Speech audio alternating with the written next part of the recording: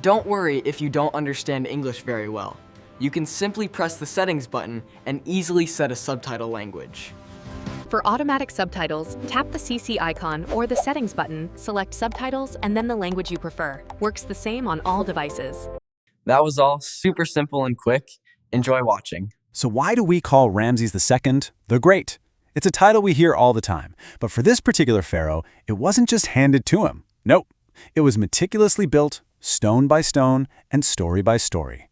Today, we're diving into his absolutely incredible, multi-part quest for the one thing no pharaoh could ever truly conquer: immortality. You know, for any pharaoh, the ultimate goal was to live forever. That was the whole game. But Ramses II, he was different. He looked at immortality and didn't see just one single path. He saw it as a massive mountain with a bunch of different routes to the top. And with this unbelievable ambition, he decided, you know what? I'm going to climb all of them at once. And he was in the perfect position to do it. He ruled at the absolute peak of Egypt's power and wealth. But his real genius wasn't just in having all that power. It was in using it to fight his biggest enemy, being forgotten. He was absolutely determined to make his name last forever. So, his first strategy. It was brutally simple, and man, was it effective. The plan was to carve his legacy right into the stone of Egypt itself, but on a scale that nobody had ever seen before, and frankly, nobody has seen since. It all starts with time, and Ramses had a ton of it. He was on the throne for an incredible 66 years. Now, just to put that into perspective for you, he outlived almost everyone: his subjects, his advisors, even a whole bunch of his own kids. This gave him an almost unbelievable amount of time to literally build his own legend. And he put that time to good use with some powerful rituals. Just look at this chart. It's showing the Sed festival, this big jubilee that was supposed to magically supercharge a pharaoh's strength. You were supposed to have one after 30 years. Well, Ramses celebrated 13 of them, way more than anybody else. Each one was this huge public party, basically telling the whole country, hey, your king's power is eternal. The gods said so. And all that building? It was part of a really clever branding campaign. I mean, he didn't just build more stuff than anyone else, he built smarter. He had his name carved so deep into the stone that later pharaohs couldn't just sand it off.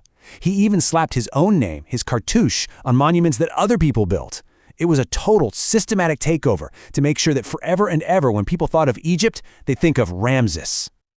The sheer size of what he built was designed to just leave you speechless. I mean, can you imagine standing next to a single block of granite that weighs over 1,000 tons, all carved to look like your king? That's not just a statue, that's a statement of godlike power meant to last for all time. Okay, so let's shift gears to his next path. This is where Ramses proved that sometimes the story you tell about a battle can be way more powerful than the battle itself. And don't get me wrong, this wasn't all just for show. Ramses was the real deal, a true warrior king. He was in charge of this massive army, maybe around 100,000 soldiers, and he personally led campaigns to keep Egypt's borders safe and project its power. His reputation was definitely earned on the battlefield. But this slide perfectly captures his genius for propaganda for spin. The Battle of Kadesh was the biggest chariot battle in history. The reality: Ramses got ambushed, almost lost everything, and barely managed to fight his way to a draw. But that is not the story he told. All across Egypt, on temple walls, he showed himself as this lone hero, single-handedly crushing the enemy. He took a near disaster and spun it into the defining myth of his reign. But here's the really brilliant part. His propaganda had a purpose. This epic standoff, made even bigger by his carefully crafted legend, eventually led to the world's first ever recorded peace treaty. His reputation as this unbeatable warrior actually helped bring about an era of peace and incredible prosperity for Egypt. The myth became a tool for diplomacy. Pretty smart, right? If you like what I do, please like and subscribe. It takes a little time and helps me tremendously to continue making educational videos. Ramses was no fool, though. He knew that stone can crumble and stories can change. So, for true, lasting immortality, his legacy needed to be written in something more permanent, in blood. He set out to build a divine dynasty that he hoped would last forever. And look, a divine dynasty has to look the part.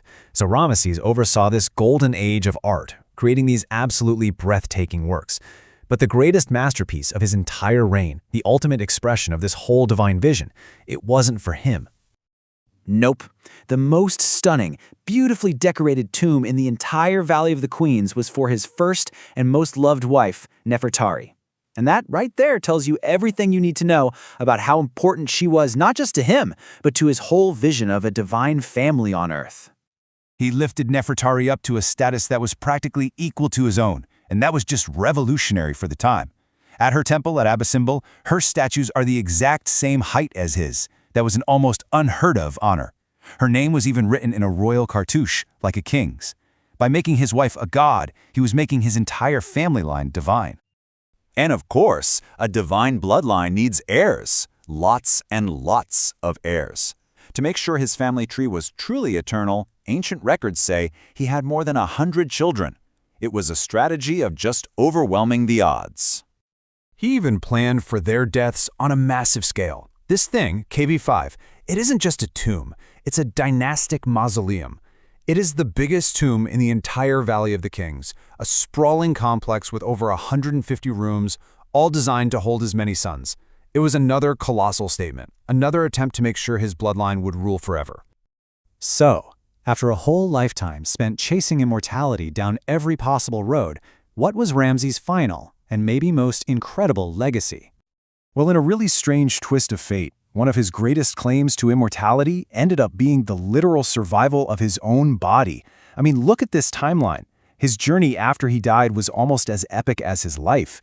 His tomb got robbed, so priests moved his mummy again and again, hiding it in the secret spot where it stayed completely untouched for almost 3,000 years.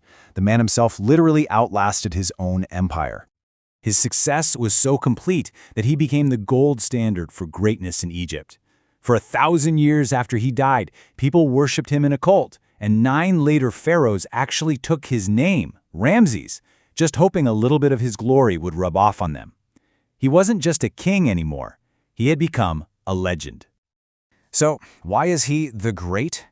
Because he attacked the problem of immortality from every single angle. Through his incredible monuments that still boggle the mind, through his epic legend that actually reshaped history, and through the completely improbable survival of his own body, Ramses got closer to achieving real immortality than maybe anyone who has ever lived. If you like the story of Ramses the Great and want to discover other personalities, press the like button, subscribe, and share. See you in the next episode.